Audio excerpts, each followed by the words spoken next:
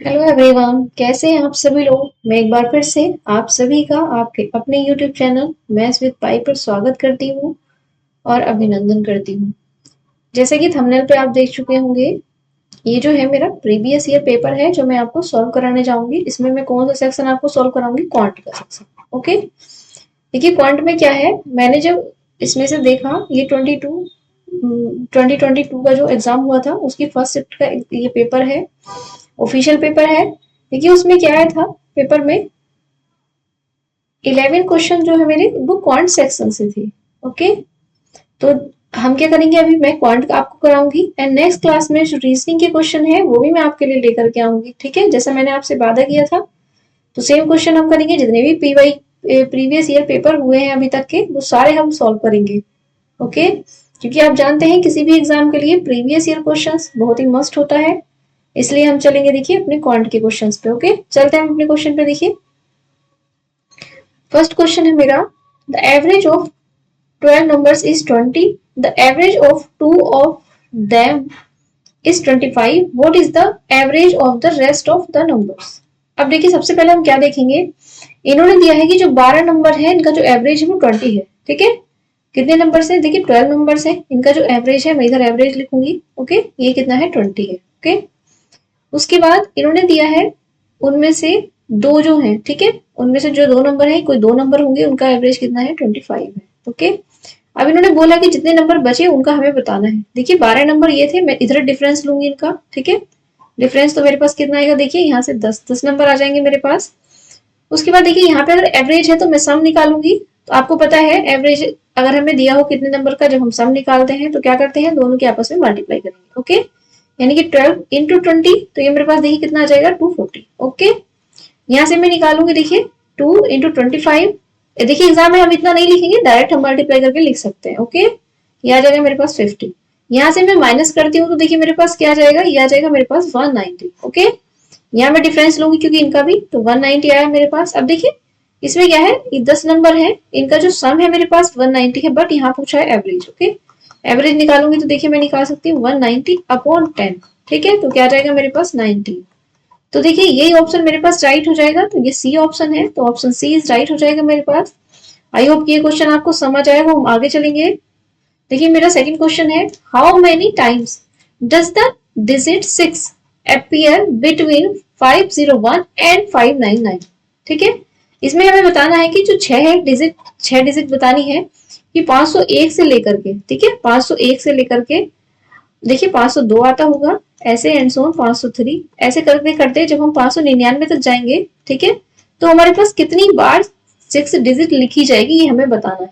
Okay, देखिए मैं आपको बता दूं 500 तो चलेगा ही, उसके बाद देखिए हम देखते हैं, तो मेरे पास सबसे पहला नंबर जो 6 आएगा वो कहाँ आएगा? 06 में, फिर कहाँ आएगा? 16 में, फिर 26 में, फिर 36 में, फिर 46, फिर 56, फिर 66, देन 76, देन 86, देन 96। देखिए यहां तक मेरे पास 6 आएगा, और इसकी जो सीरीज होगी खुद की 6 की 60 वाली सीरीज, ठीक है, वहां भी आएगा। जैसे मैं देखती हूँ यहाँ पे 60, 61, 62, 63, 64, 65, 66, 67, 68, 69। ठीक है, देखिए यहाँ तक आएगा। अब मैं यहाँ से काउंट अगर करती हूँ तो देखिए मेरे पास कितना है, 1 2 3 4 5 6 7 8 9 10। ठीक है, इसको मैं दो बार काउंट नहीं करूंगी, ठीक है, क्योंकि एक यहाँ भी 66 आएगा तो एक उसमें करूंगी। ठीक है, तो 10 मेरे यहाँ से बन गए 6। ठीक है, 6 कितना है? Number of times. कितने नंबर ऑफ टाइम्स आया? देखिए यहाँ से ये मेरे पास आ गया 10, तो इधर से आया। उसके बाद देखिए यहाँ से मैं देखती हूँ, तो देखिए 0 6 और 6 0। ठीक है, एक यहाँ से मेरा बन जाएगा 1 2 3 4 5 6 7 8 9 एंड 10। ठीक है, देखिए 10 बस यहाँ से आएंगे, तो ये मेरे पास कितना हो जाएगा? टोटल हो जाएगा 20। ठीक है, तो ये मेरा आंसर आएगा, तो ऑप्शन सी इज राइट हो जाएगा मेरे पास। नेक्स्ट चलेंगे अगले क्वेश्चन पे। देखिए क्वेश्चन है मेरा, P Q and R invested in business in the ratio of 5:6:8 respectively. After 1 year, R withdrew 50% of his investment and P invested an additional 60% of his investment. After 2 years, what is the ratio of profit among them respectively? देखिए इसमें बोला गया है P Q R, तो 3 लोग होंगे मेरे पास, देखिए पी है, क्यू है एंड आर है, ठीक है। इन्होंने दिया है कि जो ये पी क्यू आर है, इन्होंने क्रम से जो है 5:6:8 के रेशो में जो है एक व्यापार किया है, ठीक है, बिजनेस है इनका। तो मैं लिख देती हूँ यहाँ पे किस रेशो में इन्होंने लगाई है अपना पूंजी, देखिए 5, 6 एंड 8। ओके, मैंने लिखा है यहाँ पे रेशो।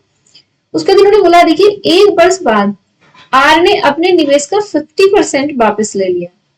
अब देखिए क्योंकि बात परसेंटेज में है, 50% है, ठीक है, तो मैं करूंगी क्या करूंगी, एक जीरो लगा दूंगी, क्योंकि मेरे अब क्या है ना कि अगर मैं जीरो लगा दूंगी देखिए तो मेरा आंसर जो है पॉइंट्स में नहीं जाएगा, ठीक है, कैलकुलेशन में आसानी रहेगी। तो देखिए इन्होंने बोला है कि 1 वर्ष के बाद आर ने अपने निवेश का 50% वापस लिया। मतलब आर ने कितना लगाया था, देखिए 1 वर्ष तक तो इसके पास 80 रहा, बट इसने बोला कि 1 वर्ष के बाद इसने 50% वापस ले लिया, ठीक है। देखिए 50% वापस लेगा तो मैं 80 का 50% निकालूंगी। देखिए जब हम 80 का 50% निकालेंगे तो मेरे पास आएगा 40, ठीक है। अब देखिए उसने 80 में से 40 वापस ले लिया, तो उसके पास कितना बचा इस समय 40, ठीक है। तो 1 वर्ष के लिए उसने 40 लगाया और 1 वर्ष के लिए 80, 2 वर्ष पूरे हुए। उसके बाद उसने लिखा है और पी ने अपने निवेश का अतिरिक्त 60% निवेश किया। देखिए 60% निवेश कर रहा है, मतलब 1 साल तक तो देखिए 50 ही रहेगा इसका, बट इसने 60% और लगाया, ठीक है। तो मैं यहाँ से निकालूंगी 50 का 60%। देखिए मैं एग्जाम में ऐसे नहीं निकालूंगी, आपको सिखा रही हूँ, ठीक है। एग्जाम में तो हम डायरेक्ट लिख सकते हैं 30, ओके। तो देखिए यहाँ पे आएगा मेरे पास 30। अब देखिए सबसे बड़ी बात यह है, पहले से उसने 50 लगाया था, बट एडिशनल उसने 30 और लगाया है, तो मतलब 1 साल के लिए और कितना हो जाएगा, देखिए यहाँ से मैं अगर करती हूँ तो ये हो जाएगा मेरे पास 80, 1 साल के लिए और लगाया उसने, ठीक है। अब इसने बोला है कि जो क्यू है, देखिए क्यू ने कुछ नहीं करा, मतलब अगर उसके पास 60 था तो उसने दोनों साल के लिए 60 ही लगाया। मैं 2 से मल्टीप्लाई करूंगी क्योंकि इन्होंने 2 साल बाद पूछा है कितना लाभ होगा, ठीक है। अब देखिए मैं क्या करती हूँ, यहाँ से 0 0 तो कट ही जाएगा मेरा, देखिए यहाँ से मैं सारा 0 उड़ा दूंगी, ओके। अब देखिए यहाँ से हम क्या करने वाले हैं, 8 5 13, ये मेरे पास 13 आएगा, और 2 6 12, ये 12 आया, और 8 4 12, ये मेरे पास आ गया, ठीक है। तो देखिए ऑप्शन कौन सा है मेरे पास, ये ऑप्शन सी इज राइट हो जाएगा। देखिए कितना इजी है। तो क्वेश्चन एग्जाम में आप ऐसे ही करेंगे, बट इतना लिखेंगे नहीं, ओके। चलते हैं नेक्स्ट क्वेश्चन पे। देखिए find the ratio at which salt of ₹17 पर KG should be mixed with salt of ₹20 per kg to produce salt of ₹18.50 per kg। देखिए इन्होंने क्या दिया है, वह अनुपात ज्ञात कीजिए जिस पर 18.50 रुपए प्रति किलोग्राम नमक का उत्पादन करने के लिए 17 रुपए पर केजी के नमक को 20 रुपए पर केजी के नमक के साथ मिलाया जाता है। अब देखिए जब मिलाया जाता है तो आप समझते होंगे कि एलिगेशन का क्वेश्चन है। हम करेंगे, देखिए यहाँ पे मैंने 17 वाला लिखा और यहाँ पे मेरे क्या है 20 रुपीज वाला है, ठीक है। और मुझे मिला के बनाना कितने का है 18.540, ओके। देखिए यहाँ से मैं डिफरेंस लूंगी इनका। देखिए यहाँ से मेरे पास क्या आएगा इसका डिफरेंस 1.4। देखिए यहाँ से मेरे पास डिफरेंस क्या आ जाएगा 1.6, ओके। देखिए मैं इसको डिवाइड करूंगी तो मेरे पास 8 आएगा और ये 2 सत्ते 14। देखिए ये हो जाएगा मेरे पास 8:7। तो ये आंसर आएगा मेरे पास 8:7। चलेंगे आगे अपने क्वेश्चन पे। देखिए हमारा क्वेश्चन है next, by how much above the coast price should the goods be marked for sale so that after allowing a trade discount of 20% and a cash discount of 1/2% and net gain of 40% on the cost price is made। देखिए हमें बताना है कि क्रय मूल्य पे कितना अधिक अंकित मूल्य करना चाहिए, मतलब सीपी पे कितना अधिक अंकित करें एमपी के लिए, जो 20% की व्यापार छूट हो और 12.5% की नगद छूट हो, ठीक है। और लागत मूल्य पे 40% क्या क्या है, शुद्ध डिस्काउंट होना चाहिए, शुद्ध प्रॉफिट होना चाहिए, ठीक है। तब हमें बताना है। देखिए इसको हम परसेंटेज से नहीं करेंगे, इसको रेशो मेथड से करेंगे तो आसान पड़ेगा, ठीक है। सबका रेशो देखिए हम सबकी फ्रैक्शन वैल्यू निकालेंगे। 20% की फ्रैक्शन वैल्यू मैं लिख देती हूँ 1/5 होगी। उसके बाद देखिए 12.5% है, इसकी फ्रैक्शन वैल्यू होती है 1/8। उसके बाद 40% है, इसकी वैल्यू होती है देखिए 2/4, सॉरी 2/5, ओके। अब देखिए हम चलेंगे अब अपनी सॉल्यूशन पे। देखिए उन्होंने दिया है 20% का है पहले छूट और उसके बाद 12.5% की। तो देखिए मैं इसको निकालूंगी पहले कि टोटल डिस्काउंट कितना होगा, ठीक है। तो ये मेरे पास 20% है, मतलब 5 और फिर 4 हुआ होगा, ठीक है। यहाँ पे 8 से 7 हो गया होगा, तो यहाँ से मैं निकाल सकती हूँ, देखिए 4 दूनी 8 यानी कि 5 दूनी 10 और ये 7, ठीक है। अब देखिए उसके बाद क्या है, उसके बाद मुझे नहीं पता कि मेरा सीपी कितना है, एमपी कितना है, तो मैं इसको ऐसे रख लेती हूँ, सीपी और एमपी का रेशो रख लेती हूँ, ठीक है। अब देखिए उसके बाद मेरे पास 40% क्या है, प्रॉफिट है। तो देखिए प्रॉफिट क्या हुआ फिर, यानी कि पहले 5 होगा, उसके बाद क्या हो गया, 7 हुआ होगा, ठीक है। अब मुझे ये निकालनी है वैल्यू, तो मैं क्या करूंगी, इसको इससे डिवाइड कर दूंगी, मतलब 5/7 को डिवाइड करूंगी मैं 10/7 से, ठीक है। मैं डिवाइड करूंगी इनको, देखिए तो मेरे पास क्या आ जाएगा, सीपी और एमपी का रेशो आएगा, जिससे हम कैलकुलेट कर सकते हैं। अब देखिए डिवाइड करने के लिए हम क्या करते हैं, ऐसे मल्टीप्लाई करते हैं, क्रॉस मल्टीप्लाई, ओके।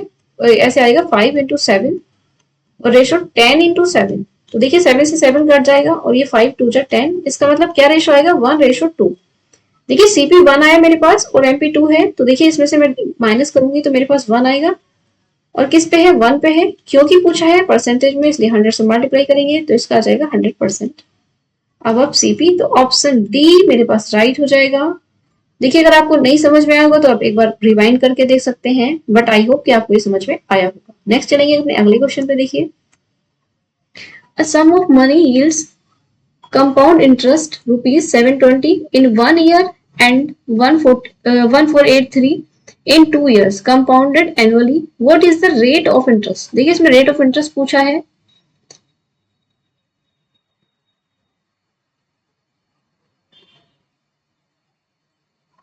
देखो इन्होंने बताया है कोई धनराशि है वो 1 वर्ष में इतने रुपए हो जाती है और 2 वर्ष में इतने हो जाती है, ठीक है। तो इन्होंने पूछा है कि चक्रवृद्धि ब्याज मतलब सीआई बताना है, सीआई, अच्छा इन्हें इतना सीआई प्राप्त होता है, तो हमें बताना है कि इसकी रेट ऑफ इंटरेस्ट क्या है। देखिए आपको पता होगा कि जो पहले साल का जो सीआई होता है ना, फर्स्ट ईयर का जो सीआई होगा और एसआई दोनों क्या होते हैं, इक्वल होते हैं, ये आपको पता होगा, ठीक है।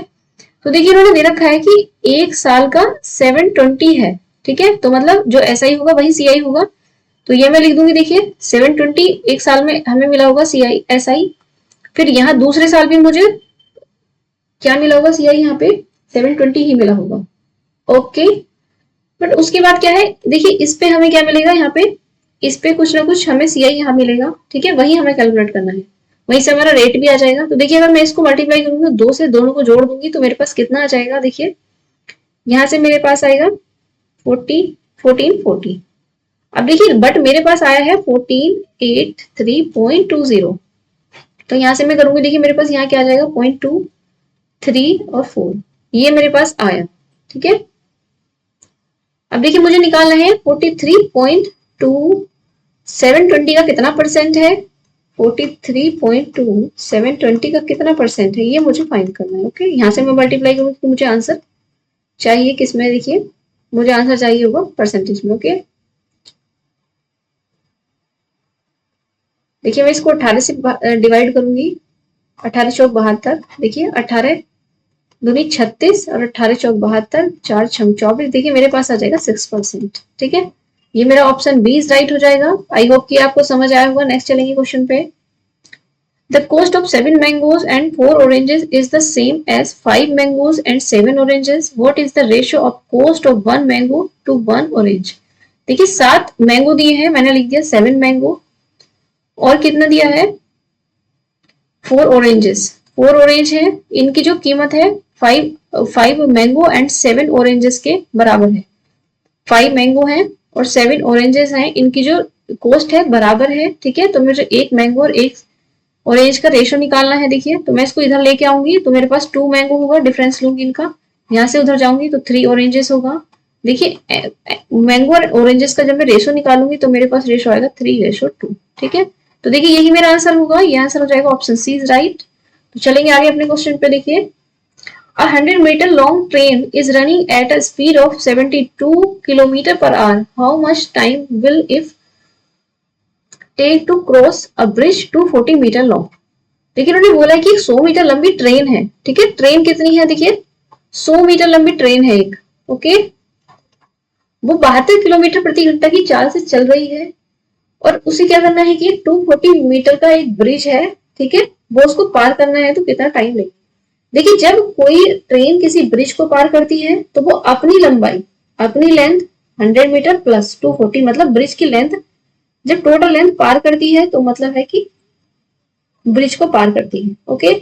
बट जब किसी आदमी को पार करती है तो सिर्फ ट्रेन अपनी लंबाई पार करती है, ये आपको ध्यान रखना होगा। ओके, तो देखिए यहाँ पे यही कॉन्सेप्ट हम लगाएंगे। उसके बाद मेरे पास देखिए मैं यहाँ से डिवाइड करूंगी, ये मेरे पास डिस्टेंस है, टोटल डिस्टेंस कवर कितनी करेगी, अपनी लंबाई प्लस ब्रिज की लंबाई, एंड नीचे मेरा आएगा स्पीड हम रखेंगे 772। बट देखिए ये मेरा मीटर में है, ये तो किलोमीटर पर आवर में है, तो इसको मैं चेंज करूंगी, तो ये मेरे पास 5/18 से मल्टीप्लाई करूंगी, तो ये मेरे पास किलोमीटर मीटर पर सेकंड में हो जाएगा। ठीक है, तो देखिए 18 चौक 72, 4 पंजे 20 ये मेरे पास आया, ये मेरे पास है 340 हो जाएगा ऐड करके, और यहाँ से 20 आया, देखिए ये कटेगा मेरे पास 17 टाइम्स। ओके, तो ये 17 सेकेंड्स जो है ये मेरा आंसर हो जाएगा, ऑप्शन सी इज राइट हो जाएगा। नेक्स्ट चलेंगे क्वेश्चन पे, देखिए डिवाइड रुपीज, ये देखिए 4200 बिटवीन आदित्य एंड क्या है ये Aradhika, so that the amount received by Aradhika at the end of 4 years is equal to the amount received by Aradhika at the end of 5 years. Compound interest be at 10% per annum compounded annually. अब देखिए इसको समझेंगे, 4200 रुपए हैं, ये आदित्य और आराधिका के बीच इस प्रकार से बांट दिए जाते हैं कि 4 साल के लास्ट में जो है आदित्य के पास और 5 साल के बाद में जो है आराधिका के पास बराबर राशि होने वाली है, मतलब बराबर रुपए होंगे, जिसमें हमारा प्रिंसिपल होगा एंड सीआई ऐड होगा। ठीक है, सीआई का जो रेट है इन्होंने दे रखा है 10% है, और हमें बताना है कि आराधिका को और इनको कितने रुपए मिले। ओके, चलिए देखो इसको हम करेंगे। सबसे पहले मैं देखूंगी मेरे पास रेट क्या है। देखिए हम यहाँ एक फॉर्मूला यूज कर सकते हैं, वैसे मैं फॉर्मूला नहीं करूंगी बट एक बार आपको बता देती हूँ। देखिए कि ये फॉर्मूला यूज करेंगे, पी ए बराबर पी 1 + r/100 की पावर n। ठीक है, क्योंकि अमाउंट बराबर है तो हम बराबर रखेंगे। ठीक है, इसी का हम यूज करने वाले हैं, यहाँ पे रेशो निकालेंगे उसके बाद दोनों का। तो देखिए मैंने लिखा कि जो ये आदित्य है इसके लिए मैं P1 लूंगी प्रिंसिपल। ओके, P1 और 1 + r कितना है, देखिए 10 है अपॉन 100 और इंटू देखिए आदित्य को कितने साल में है, 4 साल में, एंड आराधिका के लिए मैं P2 लूंगी। ठीक है, 1 + 10/100 और यहाँ से इसका 5 क्योंकि 5 ईयर्स में है, देखिए है ना। तो P1 और ये मेरे पास देखिए यहाँ से कितना आ जाएगा 10/100, इसका मतलब क्या हो जाएगा, देखिए मेरे पास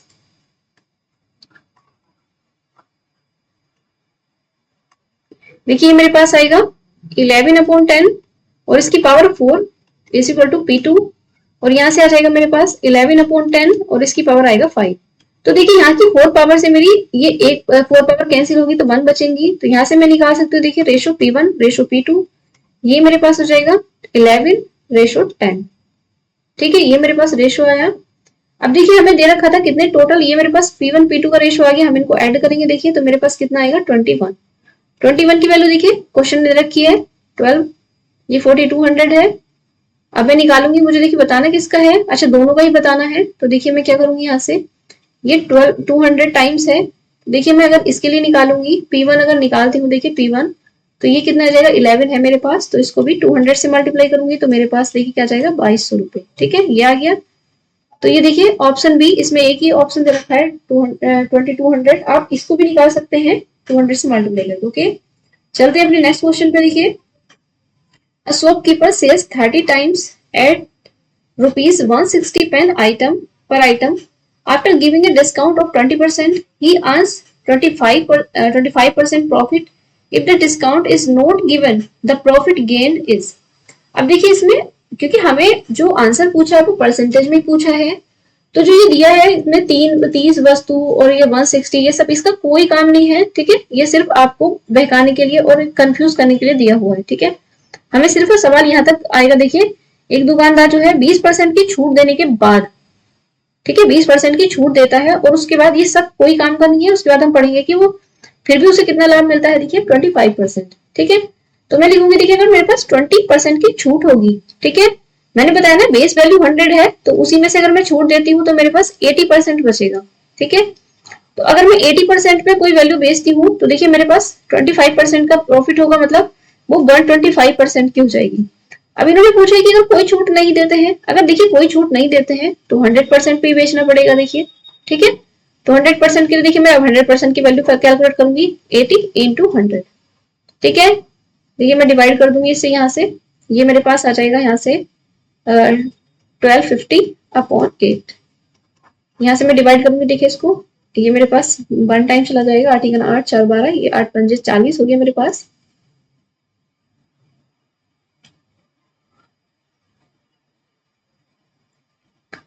हाँ देखिए ये मेरे पास हो जाएगा 8 पंजे, ये देखिए 8 × 8 हुआ, 8 पंजे 40, उसके बाद देखिए आएगा 8 × 48 हो जाएगा मेरे पास, और 2/8। तो देखिए ये आ जाएगा मेरे पास 156 1/4%। अब देखिए बट इन्होंने पूछा है कि प्रॉफिट। अब देखिए प्रॉफिट का क्या होगा, इसमें से हम 100% माइनस कर देंगे, ठीक है, प्रॉफिट के लिए, प्रॉफिट परसेंट के लिए। तो ये मेरे पास आ जाएगा 55 1/4%। ठीक है, तो ये आंसर हो जाएगा मेरे पास, देखिए 56 1/4।